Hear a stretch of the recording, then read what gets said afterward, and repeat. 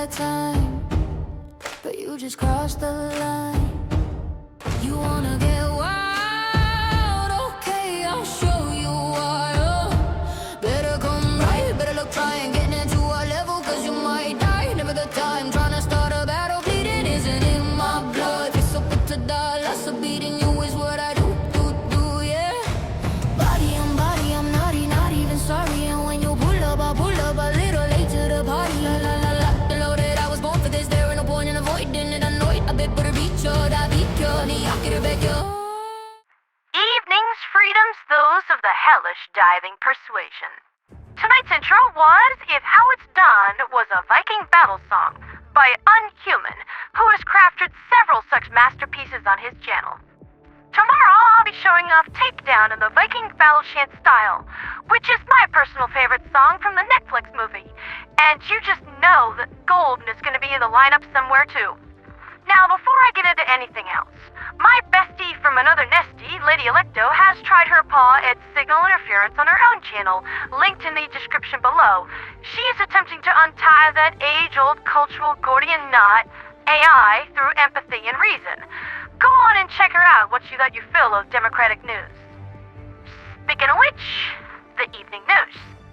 The Liberation Fleet has since pulled back from the Valdez sector over the weekend, and we're left licking our wounds. Long-range surface scans have shown that, now that it is no longer under siege, the damage inflicted upon Cyberscan was comparatively minor, and our enemy has already begun the rebuilding process. Industrial little weasels, aren't they? In hindsight, I'm not gonna be that girl to say that I told you so, but I told you that we probably should have saved the Star of Peace's shot for that.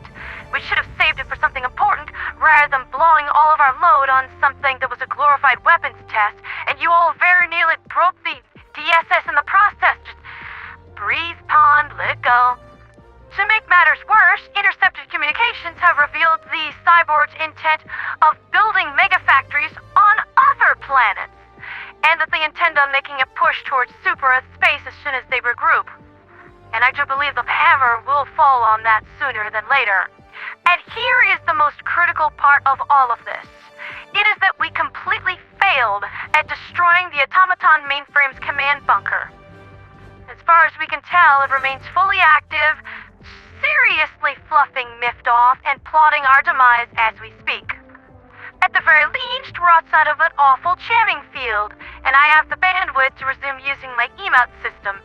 You would not believe how cheap this Automaton Grid Generalized Planetary Tyranny image generation system was. I stole it. Those of you listening on WFAR will see nothing, because radio killed the video star. Anyway, back on topic. There's been quite a lot going on during my weekend break, such as my newly implemented weekend break schedule. I'll be taking Friday, Saturday, and Sundays off in order to avoid burnout and spend time with my sweetie bae. He rather dislikes it when I vanish into my broadcast studio to work for hours on end. Isn't that right, Sammy? But let's jump over to the Western Front's weather forecast. Over the weekend, we had a scattered thunder shower of hostile toasters that attempted to push into the Marspira sector through Tush. But they ran afoul of the Liberation Fleet remnants who suplexed said overly aggressive Bonzi buddies back into an early grave. Now that's what I call proper tech support. It should also be mentioned that the Liberation Fleet is putting it to a vote on whether or not to raise Lasaf to the ground. Considering the Yays have 70% of the vote, it looks as though Lasat's forecast is going to be complete and total planetary annihilation, with a high of several 100,000 degrees. This is all pursuant to a scorched super-Earth policy, denying the inevitable cyborg counterattack as much ground as possible so as to add difficulty to their southern push. Makes sense to me. At the same time, the molten worlds of the Trigon sector are in trouble again, starting with an incursion of Planet K, most likely to retrieve metals and materials to rebuild destroyed automaton megafactories and ruin Cyberstani's egos. Next, we're gonna scoot way over here to the southern reaches of the Terminid quarantine zone, where Polaris Prime is suffering a comparatively mild infestation of bugs, an infestation that is being dealt with quickly and professionally. Dan probably dealt with using fire, lots and lots of fire. which flows directly into the new major we're assigned for this week. It's another one of those tug-of-war MOs where we need to liberate more planets than we lose, and it looks like we'll be fighting Terminids almost exclusively, so gas up your flamethrowers and grab your tridents and pitchforks. We're rioting, fam. It should also be mentioned that following the Cyberstein campaign, the Liberation Fleet is running short on everything from gunpowder, nitroglycerin, fuses, wicks, glue, paper clips, big ones, office supplies, that sort of thing. Oh, yeah, and bullets, fuel, and meds, so count on reinforcement counts, ammunition, and stim shortages while the logistician support fleet gets its act back together. It might take a while. That means energy weapons during deployments, compensating for various shortfalls with seldom-used armor passives, supply backpacks, and a proper amount of battlefield scavenging. Sadly, those SEAF Marines aren't going to be using those bullets anymore, and their fallen souls would want you to have them, Helldiver. Now, I do have one other thing to mention tonight, and that is that the Freedom Alliance has cooked good with Pelican down. I do have to be careful here, or else my handlers within the FA will give me the face-the-wall treatment. So I'm going to read exactly what is on the preview website and nothing more.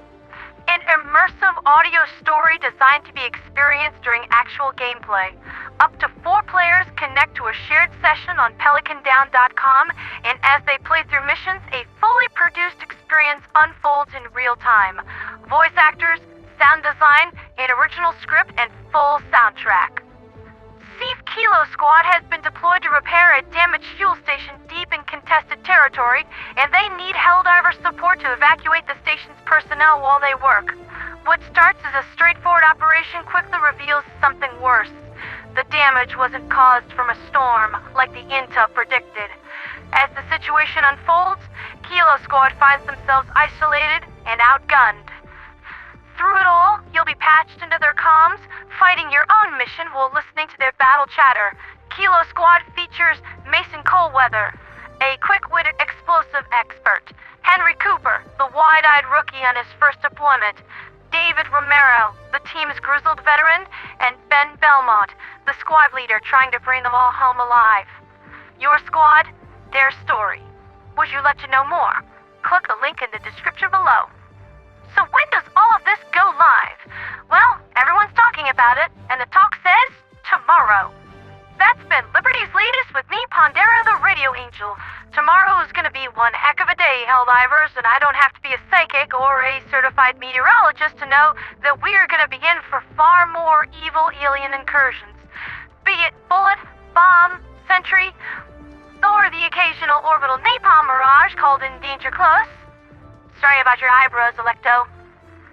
And your tail. The Helldivers stand ready. For liberty, for freedom, for democracy, and for Super Earth.